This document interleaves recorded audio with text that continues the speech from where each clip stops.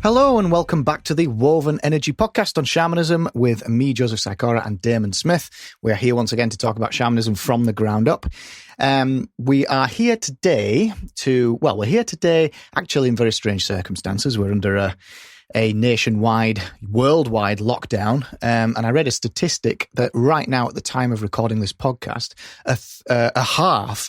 an entire half of the world's population is locked inside, which is a ridiculously strange thing to even contemplate. But here we are. So we thought, well, we'll try and get another episode out. Depends what you mean by being locked inside, doesn't it?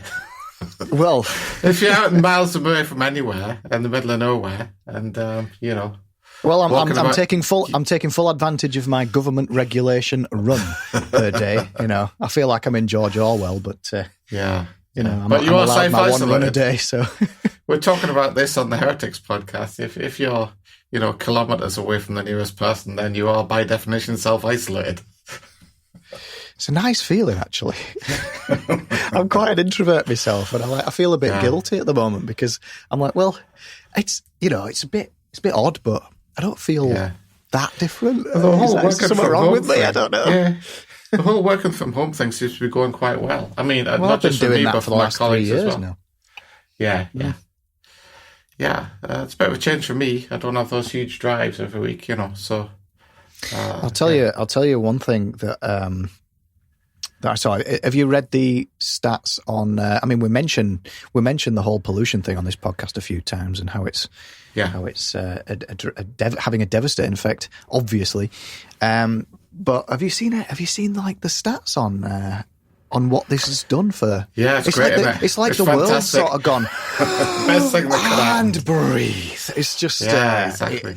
Incredible looking at the difference it's made. We better not do too much on that because Graham and I were ranting on that for ages on the latest Heretics episodes. All right. If you want to hear me ranting about the state of the planet, then head over to Heretics. All right, so we are here once again. This is episode something. No idea. I'll have to check. Let's have a look, mate. I'll find out. It's we're on episode something.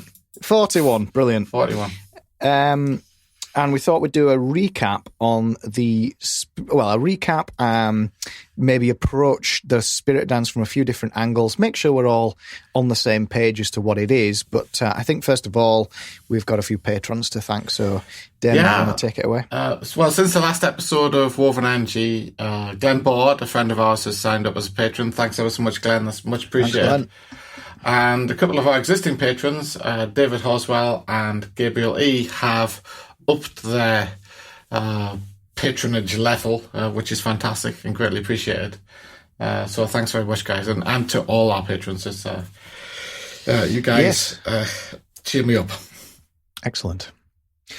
So, Damon, if somebody was first coming to this podcast and we recommend against it, but they came in at this particular episode called The Spirit Dance, they might be put off by thinking it might be a bit woo-woo, or we might be like a lot of other shamanic groups that get in a huddle and bang a drum and, all that kind of stuff. So I was thinking maybe we could just dive into what the term spirit dance means from a woven energy perspective.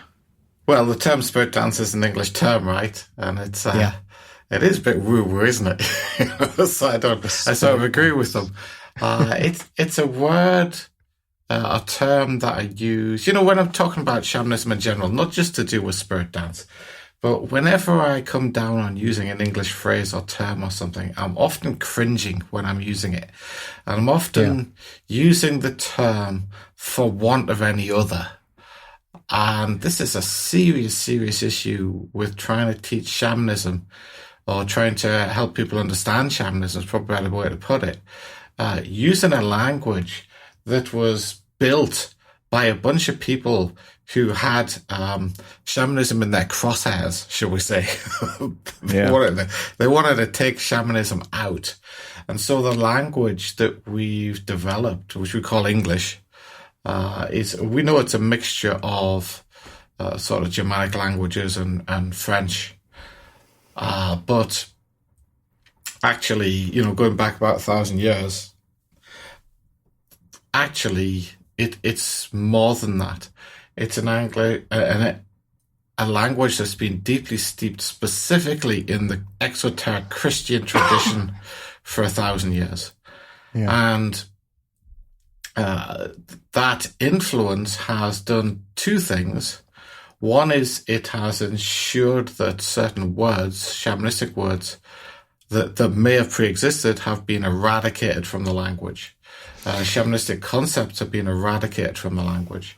Do you think that was a consequence of some people in power, a minority of people in power, consciously deciding to do that? Or do you think that was a product of the times, a product of civilization moving forward in general and away from I our wouldn't use the connection to term nature? forward. I might say it was moving backward just as much as moving forward.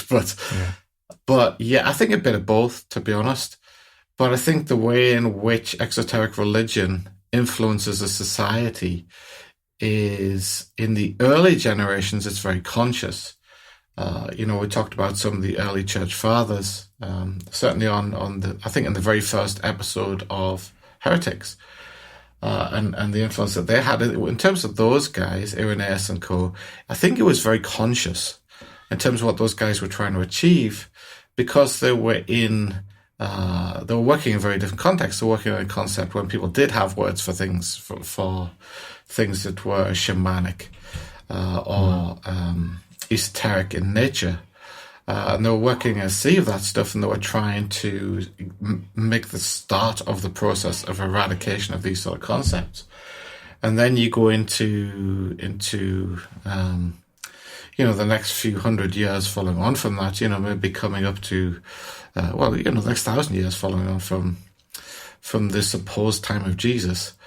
During that period, you have people who got very, very serious about one particular branch of exotericism. And the ruling elites, for instance, starting from Constantine onwards, saw it as a very, very useful political tool, a way to galvanize people around ideas that tended to support their position as at the top of society. I mean, for instance, we had concepts like the Holy Roman Emperor, who was a very powerful figure during a lot of the intervening history in Europe between, back then and now. Those figures, they have the word holy on the front of them for a reason. They were using religion as the basis of their political and military credibility, starting from Constantine. And I think those guys had something of a conscious influence as well. It was deliberate with those guys. But then as you move on in time, when you get people who've been brought up from childhood believing this exoteric stuff, then you start to get more of a mixture of people who just believe it because it's the only thing they've ever heard. And they've been told it since they were a young child, sort of indoctrinated in it.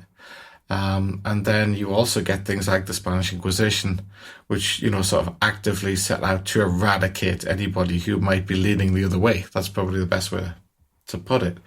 Yeah.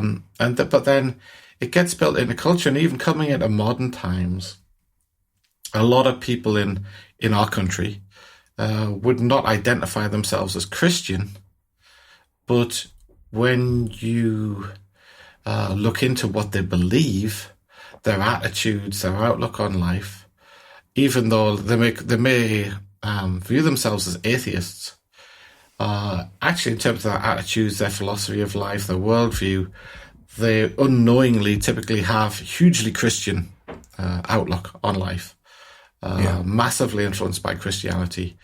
Well, it's interesting. It's in this country we have the separation of church and state here, don't we? But it would be, I think a lot of people don't actually.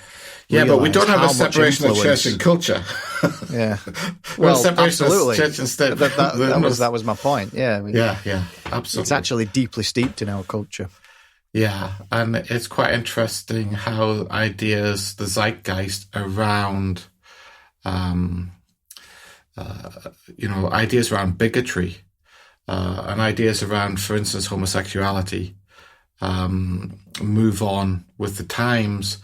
Normal human behaviors, that were frowned upon by the church, that frowning started a long time ago. It started more than 2,000 years ago in a very sort of stilted, very male-centric, very command and control, sort of the Abrahamic culture, if you want to talk about, Christianity, Islam, and Judaism. They all had these kind of attitudes early on. But the times move on. But it took people in countries influenced by that. Literally, it took us more than 2,000 years to become cool with things like homosexuality. And not all of us, just some of us, right? That is not fast progress. It really isn't. And you couldn't, the other cultures not influenced by the Abrahamic tradition have never had any problem with that type of thing, depending on where you go around the world. And so you can see the influence, for instance, it's had there. You can see the influence in the legal system. How many men are on a jury? Yeah, in the court of law. This type of stuff. Well, enlighten me on that. I'm not sure. Is that 12? And how many disciples did Jesus have? Yeah, okay, I get it. Okay. Yeah, so, and how many months in the year, all this kind of stuff, and of course all that stuff, so a lot of that sort of numeric aspect of exoteric religion, of course, that came into Christianity from outside. But it was a big part of Christianity. And then you see these numbers and they're expected to come up in important places.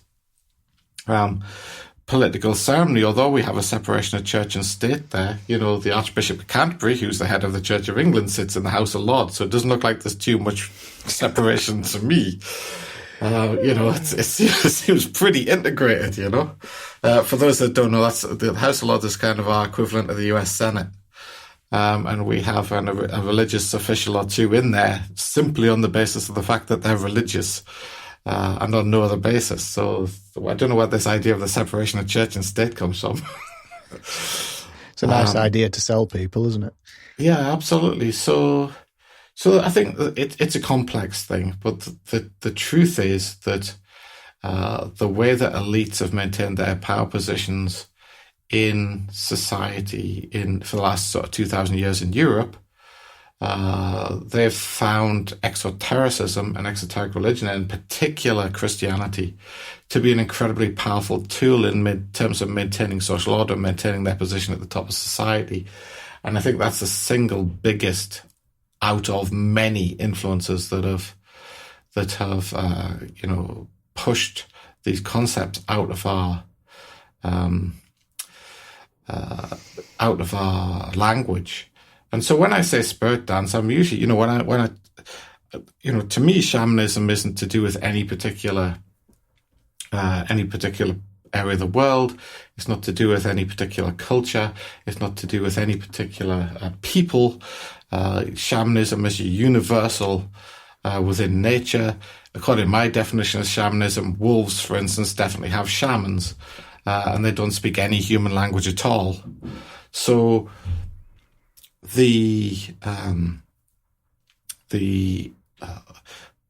words that we use are just labels, aren't they, for different ththings? They're different concepts. I think it's partly the reason why we use Mongolian language and try to convey the meaning as best we can. Pretty much the main reason, because we have in Woven Energy, we have a choice of a few languages. We know, just because what we're familiar with, we could use Chinese words. We know a bunch of Chinese terms for these same things that we talk about. We know a bunch of Japanese terms for these same things that we talk about, because, one of the things I've spent a large part of my life doing is studying what they call the Yoshida tradition in Japan, which has a lot of esoteric terminology in it, and was a very broad camp. And so we do know this terminology, but we don't have any language that's as good as Mongol, because Mongol has actual words for these things. And Chinese and Japanese have got sort of words for them, but they've had a lot of heavy cultural influence on them, and their meaning has changed over time. And English just doesn't have the words at all. So it's almost like it's Mongol by default, not by choice. And I'm sure there are other shamanistic societies around the world that we could use the words of, but we're not familiar with them. So that's the only reason why we don't use them. I think every now and again we've used the odd Siberian term from some of the Siberian languages, but really that's the way it is. It's not like I think Mongol words is the way it's got to be. But when I'm using English words, I'm usually thinking a Mongol word in my head, and I've got in the habit of pushing it out as some weird form of English. And when it comes out as English, I either use a compound phrase like spirit dance, which I'm translating the Mongol Bobichig. Bobichig, yeah. Or Tam, or very yes, exactly. Yeah, we've got an episode on this. One of my favorite episodes is the one on spirit. I think it's episode 6 where we talk about the word spirit, and there's literally in Mongol there's about 30, 40 words that could be easily translated into English as the word spirit. So exactly, it just gives a flavour of how complex it is. Yeah, absolutely. And spirit's not a great word, but we've got another one. So. And when I'm doing that kind of translation, it's like I'm never happy with the translation. And so another thing that we've done, obviously, is we've made up terms, or literally made up words, or repurposed words. So, for instance, chalisti is a word we made up, just because we didn't have another word. So, we Bagtamshtesau comes out as chalisti these days, and I've kind of got used to saying that. And at almost the point where I've forgotten that we actually made that word up. It was years and years ago now, right? But I mean, we did invent it, This is back when I first learnt it from you guys. That's baked into my head. And then Mongolian terms are much more solid in my mind now since doing this podcast. But and we've also repurposed words that aren't very widely used, things like neoteny, for instance, for Toshilteen. Yeah. Neoteny is an English word, but it's a rare English word that not many people use, so we sort of repurposed it. And so when we use English, it's a mixture of that. But what's good about this podcast is, especially once we're getting onto these, we're after episode 40 now, there are people who are familiar with some of these Mongol terms who are listening to us. So I think we can just start using them basically, and then we don't have to do the old English translation at all. You've got the Grove up and running now, so maybe if we were talking in the podcast, because at the end of the day, this is such a complex thing, and we do keep talking about this podcast being, well, you've got to kind of go from the beginning because it's like reading a book. You got to go from the end to the beginning. So at the beginning to the end. So it might be wise to have some sort of a guide to the terms in the Grove, or somewhere that somebody. There already is. There already is a list of terminology in the Grove. I've got to add to it. Just to bear in mind that at the moment it's only the high level patrons that are in there at the moment. But I am trying to get more and more of the patrons in there over time. So I'm intending to get cracking on with that pretty soon. It's just been very, very strangely enough with this whole thing happening. I've been extraordinarily busy at work from home, but very, very busy. So that's a shame. I don't know. I don't mind it. I've actually been finding it quite a positive experience. Some of the stuff's been going better. For instance, some of the meetings, we've been using this thing, Microsoft Teams. Yeah. And actually some of the meetings are going better online, or the workshops or get-togethers or I'd actually done a bunch of training on it as well now. Actually, they're going better than they did when we were in the room together, some of them, not all of them. It's quite interesting, And I'm quite positive about how people, my colleagues that I work with, have responded to this whole thing. Everyone's been very positive. I've got there's a much more of a sense of people looking out for each other in the organisation. I mean, this particular organisation, it wasn't too bad for that to start off with, but I think there's a lot of positive aspects that are coming out of this thing, apart from the fact that people are dying of this horrible virus, but I think there's also healthy side effects coming out of it. And if the line I've been trying to plug is, if we get so good at working from home that we're either as good or better working from home than we are face to face, then we end up in a position where we have a choice. We can either use loads of petrol and damage the environment, or we can work from home. It boggles, it does boggle my mind why that's not more widespread, and maybe this will be an eye-opening lesson for the world. Why not? Yeah, I think so. Why not? I think so. mean, if you, but like I say, if you want to hear me rant about it, do head over to the Heretics podcast. You think how much time do people waste traveling to and from work? It's just not real. It's just not real. It's not just time. It's consumption as well, isn't it? The cost of cars and public transport and all that kind of stuff, the impact on the environment, and motorway service stations, your Big Macs, all that kind of stuff. And I'm not saying. And that's saying, once this whole thing's over, I'm not saying people shouldn't travel, but maybe you might get a lot of people thinking, hey, I'll walk rather than, Just for, just out of interest, for people listening to this podcast, if you haven't seen them, just type into Google something like drone cities lockdown, something like that. And there's compilations of videos where drones are flying over our cities and places like Mumbai that are, you can't move for people. It's just like apocalyptic. It's quite striking, the image. In Cornwall, on the other hand, put drone footage Cornwall any time of year you like. Even when the tourists are all here, because they're all in places like St Ives and stuff. You can fly a drone over Bodmin Moor most time of the year, and it will look deserted and, depending on where you fly it. If you got the major tourist attractions like the stone circles in the height of the summer, you probably get people hanging around them. But generally, you fly a drone out of over Bodmin Moor, even at the height of the tourist season, you'll see hardly anybody. So what I'm saying is there's no big change down here. And that's a very good thing, as far as I'm concerned. I bet. Yeah. So, spirit dance then. What is it? We've it's like every time I love asking you the same questions over and over again, Damon, because you get different inevitably answer, right? you get different answers, and you use different terms, and so I think there is still let me give you let me give you a different answer again. Okay, so.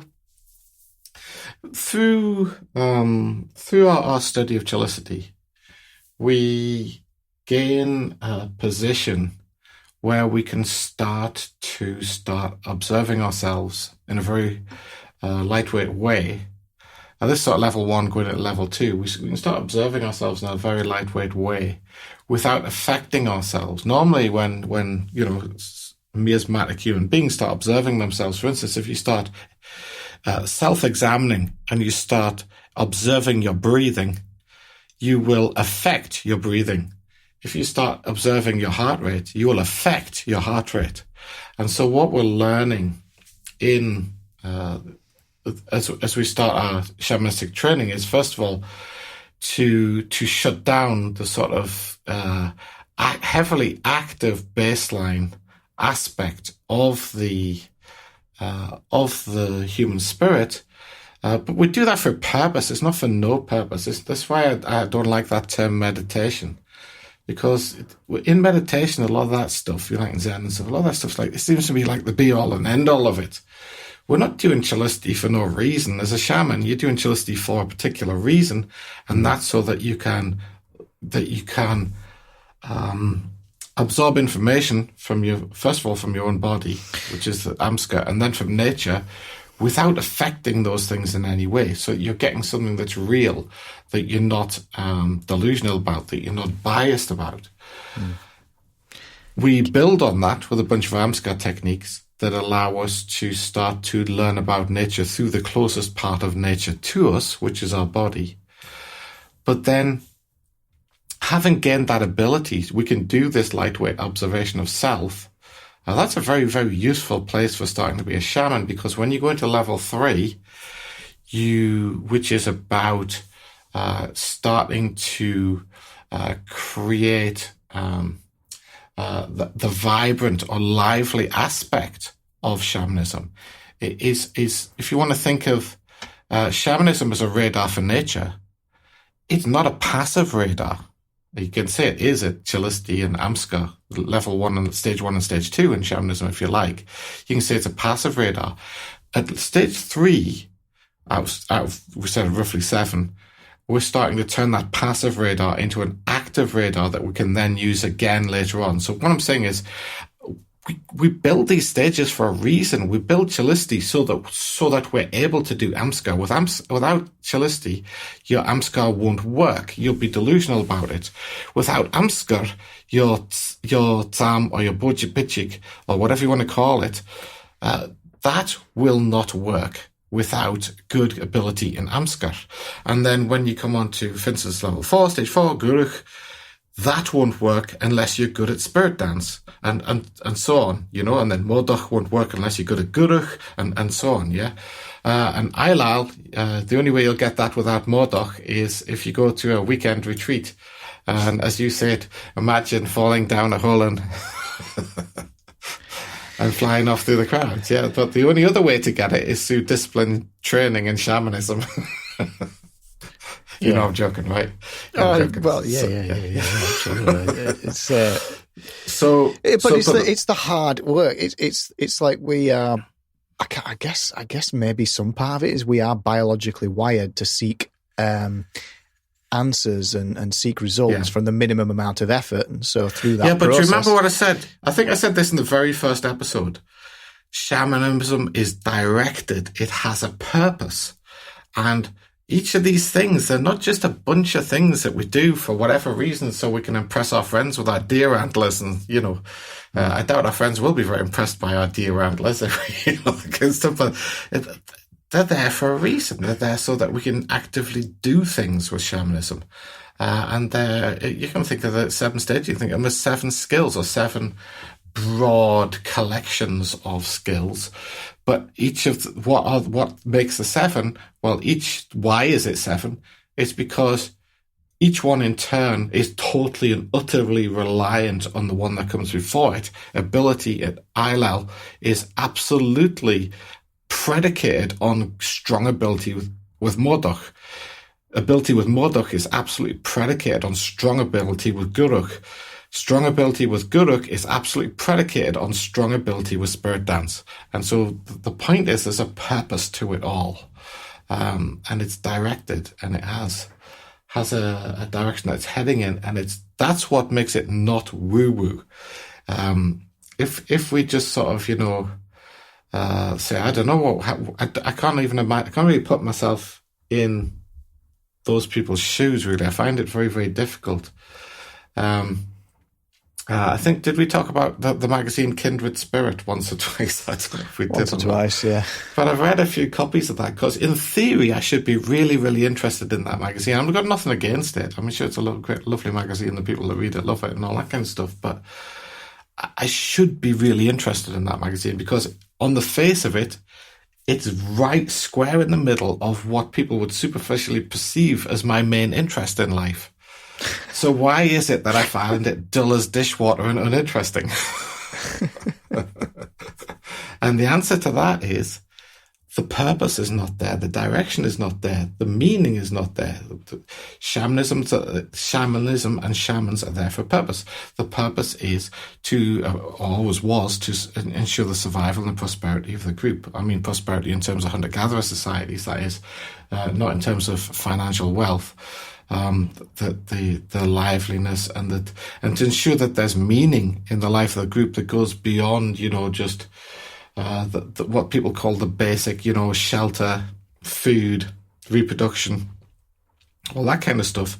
If you look at hunter-gatherer cultures, they do less of that stuff than they do way less, for instance, what we would call work than we do.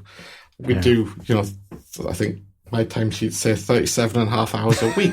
The San people are working 8 hours a week. Well, this brings us back to the definition of language. They're not exactly hanging on by until other people started interfering with them, of course. But, they're not exactly hanging on by the bare minimal, and by their nails on the edge of the precipice, ready to plunge into the evil nature which is red in tooth and claw.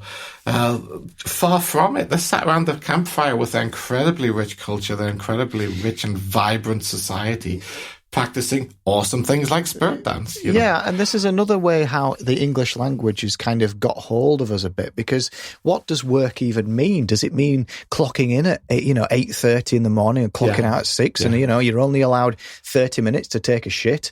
You can't type for longer than it's like, is that what work is, or is work being in a small select group of people and you are each fulfilling a role for the betterment and progression of that group in a social and productive way? That to me is what work means. When I've worked in organisations, a small number of organisations, out of all the ones I've worked with, that are, shall I say, they're not shamanistic, but they're certainly. They have a healthy people culture. Yeah, they have a culture, people before process type of culture. When I've worked in organizations like that, it doesn't feel like work. And that the comment's been made that it doesn't feel like work when you're working in those places. They're just very, very rare, unfortunately. But how to do that is a known quantity, And so I spend my life trying to encourage organizations to move in that direction. And it's not like the organizations that set out with a people first philosophy are unsuccessful. I mean, the probably the most people first organization that I ever worked for, the place I stayed the longest, I stayed there about 10 years, ended up being number one in its market globally. So, their people first outlook on life didn't hurt them in any way. Do you mean having a workforce of people that want to turn up to work, they want to do the work, they want to, because they have a creative input, they have control, enjoy it, they have input, they can take pride ownership. In it.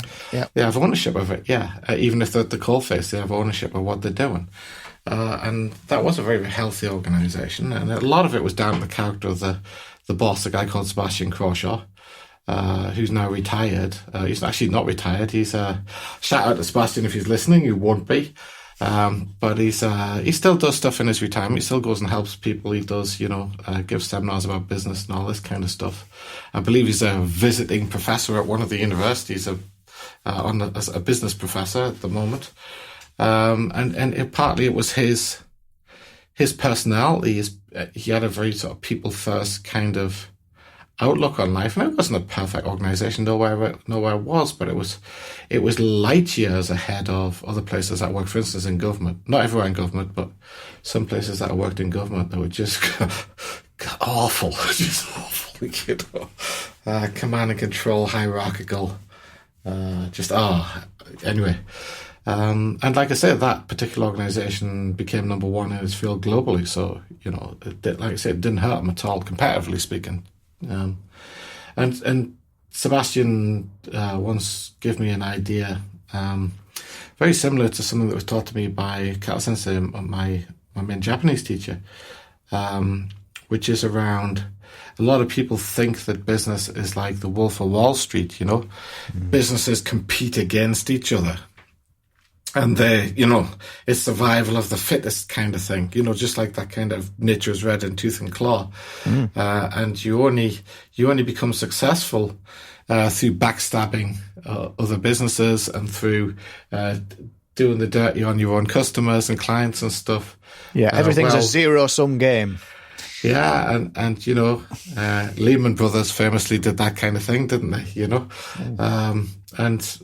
But on the other hand, there's another business model. If you look at the business interactions between Toyota and their competitor Daihatsu, that was a win-win for both organizations, a long-term win-win, and that was the kind of business relationship that both Sebastian and Kato Sensei both recommended to me.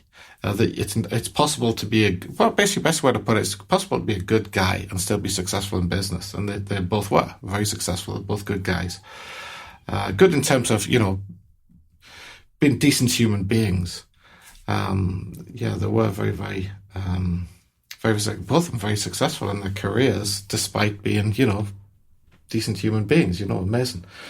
And so anyway, we're straying a little bit off the subject of spirit dance, so, probably not as far as people think.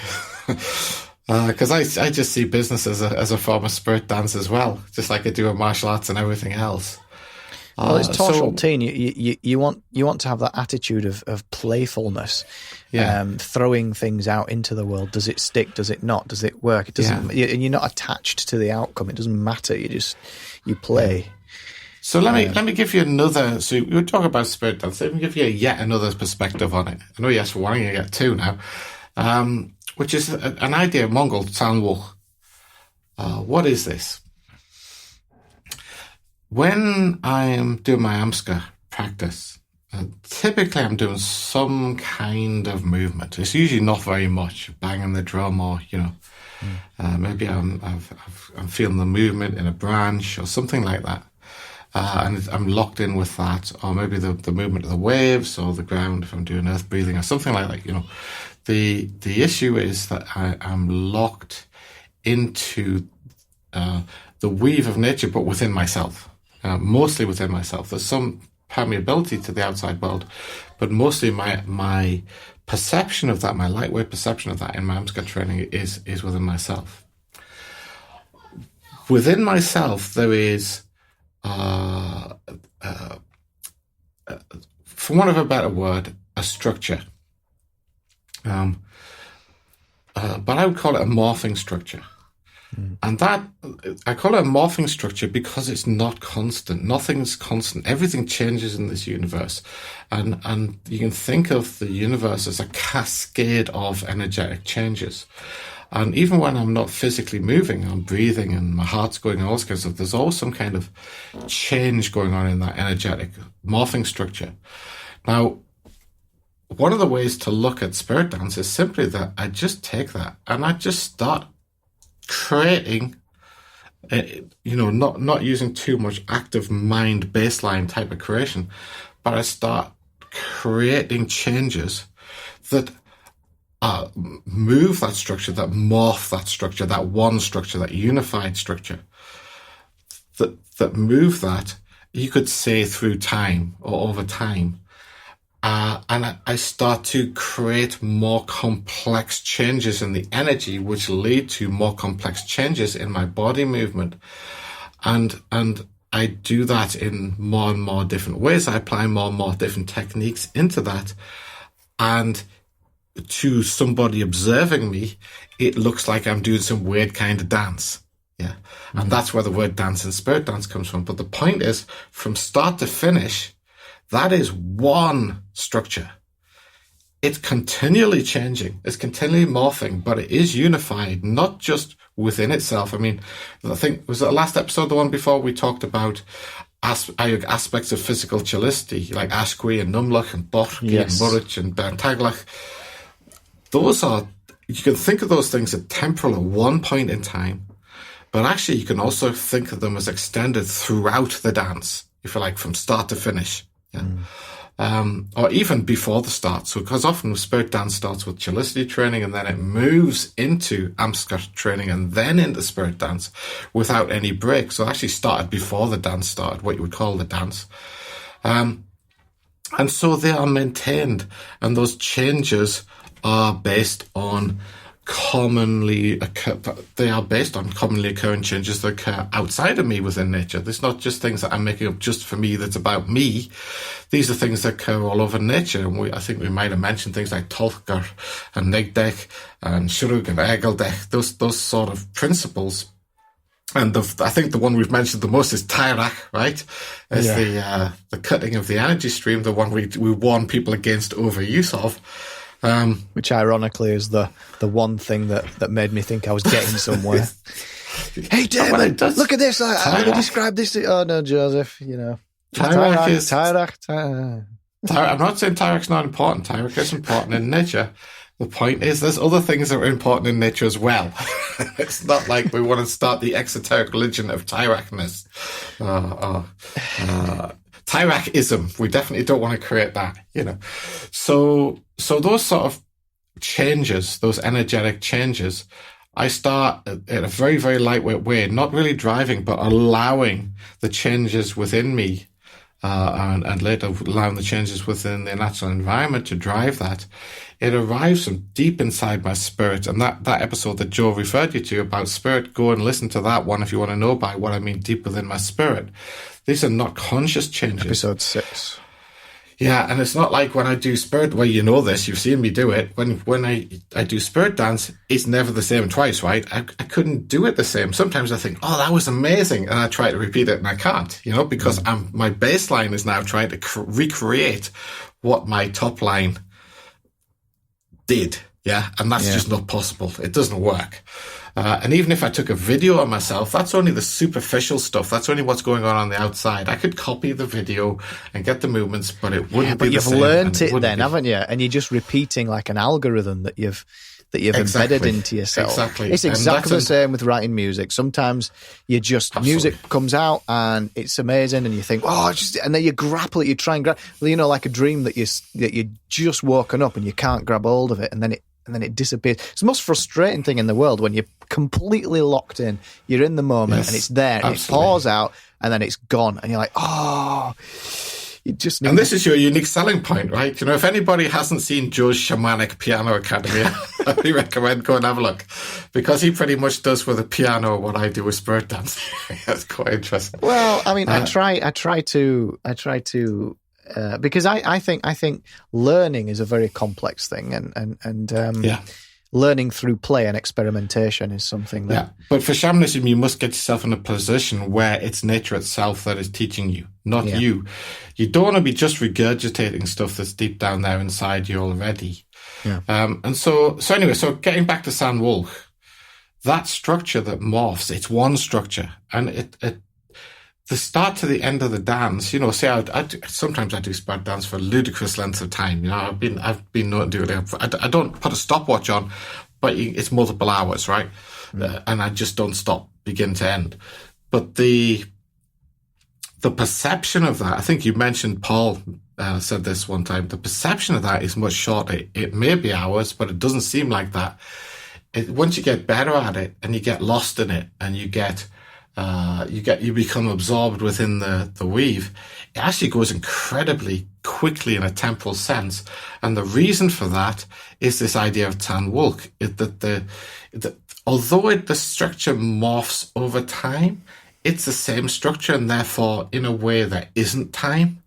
And I think this has a lot to do with the idea of Alcharinga. I don't know if I pronounced that correctly, but this idea of Alcharinga from the Aboriginal people in Australia, or the native people in Australia, that we sometimes translate as the dream time, where the past, the present, and the future, they're not as separate as they are in our ordinary mundane existence. They are all there at the same time. And this idea of San Wolk is about that. In a way, I could translate San Wolk as dreamtime. Yeah, that's another translation I could use. It'd be just as misleading as any other, wouldn't it? Yeah. But that kind of thing is something that you experience more and more as you progress with your spirit dance, and it gets to. Somebody might see, superficially, you might see me doing spirit dance out on Bodmin Moor or somewhere. And just they get bored of watching me, right? And that's often, if there are people around, that's often how I get rid of them. Just get bored of it after a while. There's no break. They might want to come and ask me what it is the strange thing is I'm doing, but I'm not stopping for hours, and their level of interest is not deep enough to, another way to self-isolate, right? They better make sure they don't get in front of you. Well, no, I'm not going to run into anybody. Of course, I know because I'm practicing higher levels. I'm not just practicing the level 3. It's only when you start practicing level 3 you got to worry about stuff like that. When you're past that, of course, you're locked into the environment. You know they're there before they know they're there, basically. Yeah. But Damon, was that a bit woo woo? Was that a woo woo? maybe. But and it depends what you mean by no, isn't it? I'm not going to run into them. There's no chance of me running into them. But the key here is that they might watch me for a while and get bored of watching. But the time movement between them arriving and leaving, having got bored, I might myself perceive that as a blink of an eye. It might be just the tiniest little nothing, in terms of the overall unity of the dance. So we've talked about lots of ways now that spirit dance is different from normal dance. Well, there's another way in which spirit dance is different from normal dance. There is virtually no perception of time passing while you're doing it, because the start of it and the end of it is the same thing. It's the self-same one thing, Tsan Wulch. And I have no idea what to translate that into in English. None whatsoever. But I think dream time is a candidate. That's probably the best way I can put it. Al-Charinga. But that wouldn't be English, would it? So there's no Mongolian term for that? Oh, yeah, there is. Tsan Wulch. Tsan Wulch, sorry, okay. Tsan Wulch, yeah. Oh, Tsan Wulch. You mentioned then the term earth breathing. Where does that? What's that? Where does that fit in? I shouldn't mention that, mate. It's what you might call. Yeah, so it's one of many. It's one of many level 5 techniques. So, but we're not onto that yet, mate. I don't want to start going into it because we haven't even done level 4 yet. Yeah. But it has to do with. It's one of the first techniques that we use in terms of getting the weave flowing through the dance or the technique. Remember, it doesn't have to be dance. I could be doing level 2 technique, a level 3 and level 4 extension of level 2 of the Amskar. So at level 4, getting into the Guru is that type of level of training. Although it seems on the face of it seems to be like just an Amskar exercise. Is not. But the issue is, it's a one that's rife for imagination, and I don't really want to address it now. I was going to ask you about that, because when you mentioned it, I thought, is it something to do with? I shouldn't have said anything. When you're in Chillicity and you're practicing Chillicity, the earth starts moving, and you're like, oh shit, what's going on? Okay, it doesn't. Yes, it doesn't. Yeah. No, definitely. So if you think it does, then it's just, you know the problem with the whole imagination thing. Yeah. Oh yeah, it's just like again, when I say earth breathing, that's the miasma picking up. You're reading something into those English words that I'm using, and it has nothing to do with the thing that you're reading into them. That's the problem with these English words that we use, but we have used them for a long time, and they just tend to come out like that. Yeah. Interestingly, our latest patron, Glenn, has been studying shamanism with me for a very long time, decades. And so he knows what I'm talking about. At least there's one person on that knows what I'm talking about. Fantastic. So we've covered 2 definitions of the spirit dance. Anything else? So... not so much of a definition, but maybe we like to be practical. 2 flavors of it. Yeah, we like to be practical on this podcast, and we did give people things to try, haven't we? We've given people actual physical spirit dance techniques. We talked about how to find a grove to practice in. We talked about factors that are important in maintaining physical chillicity, which is one of the differentiators, and which incidentally I wrote out those 5, Bentaglich, Morach, Bochgi, Numlich and Ashqui. I think it was 5 or 4. Anyway, I wrote them out on the patrons area in traditional Mongol script. And I think they look quite cool. So I don't know if it helps anything seeing them. But I love that script. I love that writing system. It's so shamanic, it's not real. It didn't actually come from the Mongols originally. It came from a group of related people called the Uyghurs. But they're also super shamanic, those people, and you can see it in the flavor of their writing system. And the Mongols actually adopted it, but they adopted it at the time of Genghis Khan. So it's been around a long time, that writing system, and it is lovely and shamanic looking. And so maybe, even without using the words, sometimes just looking at the Mongolian writing, because it shows shamanistic, looking at the shapes, even if you don't understand what's actually written, just looking at the shapes of those things, I feel you can actually get a sense of what those things like Numluch mean when you look at the way they write Numluch. You get a flavour of that just looking at it. And that's really why I put them up there. I don't know if anybody will be able to feel that, but you get a sort of sense of what it's about, So anyway, so we've given some technique and we've given some principles that you can work on. As we said, it's best to work on them one at a time. So, we're talking about the borki, for instance, the idea that you have, not imagine, but it's a sense of having bangles on your arms. And how as you move those bangles and maintains I'm doing movements. That's why you hear the thud on the microphone. My hand hit the computer as I was doing it. So, but those sort of principles, you work on those one at a time. Like the five, not the five, there's others, but physical principles of physical chillicity.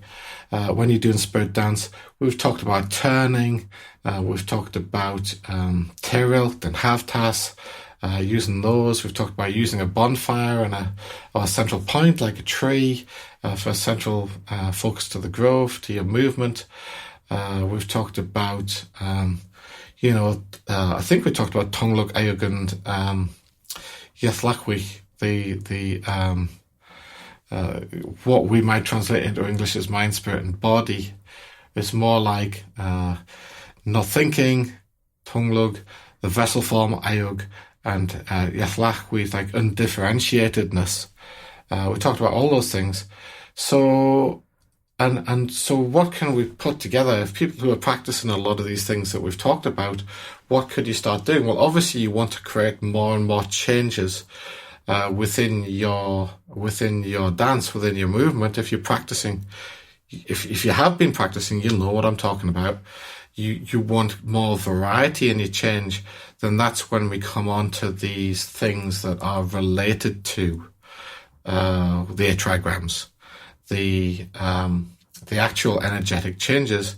As we said, the 8 trigrams originally are just 8 common changes within nature, and you see them all the time. You see the spiral form of the galaxies, water spiraling down a plug hole.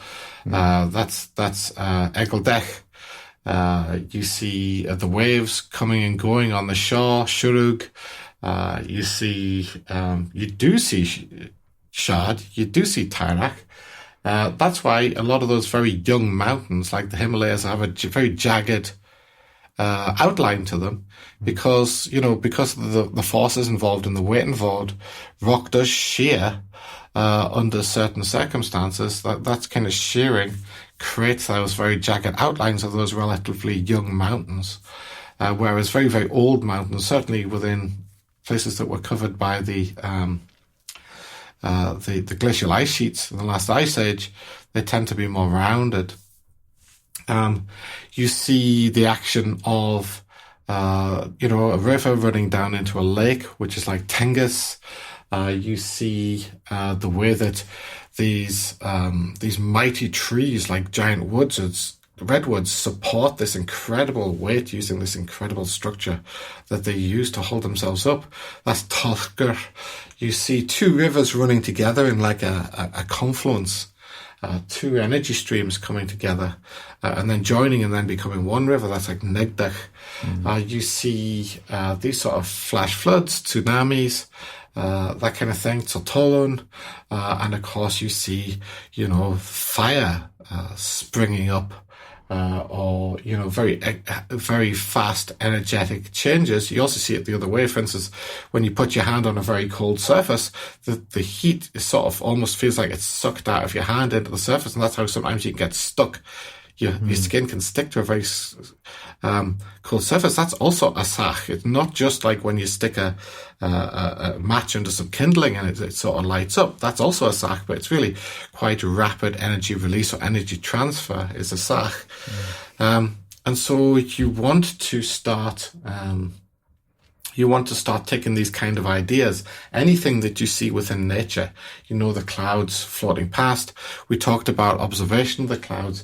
when it's very windy and especially when it's nice and turbulent, see what's happening to the clouds, how they're rolling and changing, and do it in a state of chillicity. Lie on your back if you like, get in a state of chillicity, observe the clouds, especially, clouds just floating across in a gentle breeze are a bit boring, right? You want something that's nice and, something more dramatic than that, something more moving, or the ripples on a pond. But what I'm saying is, observe this stuff and then try and put it into your spirit dance. Try and emulate those changes within your spirit dance, but all the while ensuring that you maintain ayuk. Yeah, don't break ayuk. Don't break physical chillicity in order to achieve that. Don't break Tsan Wulk. You need it to be one morphing structure throughout. This is what, as soon as you break Tsan Wulk, as soon as you break ayuk, then it's no longer spirit dance. It's ordinary dance. And like we said, ordinary dance can look cool, it can look amazing, but why not look to nature, like in those ways that I've described, and there are many, many others. Look to nature, look at a fast running stream, see the turbulence within as the stream runs over the rocks, over some rapids, and just look at it in a state of chillicity and don't try and analyze it with your brain. Try and take the sense of it and then incorporate some of that sense into your spirit dance, into your movement. And of course, these are just examples. I would do one of those, practice it lots and lots until the chillicity comes back, because when you start doing it, the chillicity will break down. Then once you've internalized it, then go on to another one and another one and another one. And do you know what the great thing is? Nature has infinity of these things for you to try out. And then now we get onto the big subject, which is the next stage. Remember we said we're only talking about spirit dance now. Now, if you want a real challenge and you get good at that kind of stuff, then what we'll probably talk about in the next episode, we will indeed get onto the subject of animal spirit dance. Yeah. And you can see where that comes from, because animals are way more complicated than any of that stuff. And it's, and it's no coincidence that most, if not all, existing shamanic tribes out there, and as time's gone by as well, have animals deeply rooted into their being. Not at all, because it's something that a shaman is going to want to do. Once you get these, a lot of the changes within nature, they can be quite complex. For instance, watching clouds in very turbulent weather, it can be quite complex. You try and copy that stuff, but sooner or later you can do all of those basic changes. Sooner or later, if you incorporate them on your spirit dance, what's the next level? Well, hey, how about not being human beings anymore for a while? Why don't we be something, really deep, really flavoursome, really complex? Learn from the world through a different lens. We'll learn from the world through one of its most advanced lenses, which is animals. Yeah. Yeah. That sounds and like that's the next half of, and I think that's a great place to stop, because that would be a great subject for next introduction episode. To animal spirit dance. Although maybe, I feel like we've skipped over a huge amount of technique there. But hopefully people who've been practicing a lot of this stuff can get the sense of what I'm talking about and go and try it. Well, we'll come back to it. This is, now we're into this feels to me, now we're at a stage where things are very difficult to explain. We're going to be going over the several stuff. We're going to be backtracking, going forwards, and then, revisiting things, because once but I hope that, I was going to say, I hope that people who've been listening to our podcast from the beginning, I know there's loads of hours of listening there. We're talking about 40 odd hours of listening now. So for those of you I know that some of you have listened to all the episodes like more than once. Bless you. That's amazing, but the point is, some of the people who've been practicing all the things we've been talking about, they will know what I'm hinting at. Yeah. And for those people who haven't done as much practice as that, it's fine. Just go back to the Amsker exercises, go back to chillicity, go back to the very basic stuff we talked about on spirit dance, and then you'll get yourself in a position where you can follow this one. Yeah, so. Yeah. Fantastic. That's been a really good episode. I've enjoyed that a lot. So thanks ever so much, Damon. All right. Animal spirits next time. Animal spirits next time, yeah. Head over to the website, guys. That's wovenenergy.com/start-here for your Get Started episode. Thanks a lot for listening, and we will see you next time. And before we do finish, make sure you go over to iTunes and give us a 5-star review. If, of course, you think we are worthy of a 5-star review. Every little bit helps. Thanks a lot, guys. See you next time. Thank you.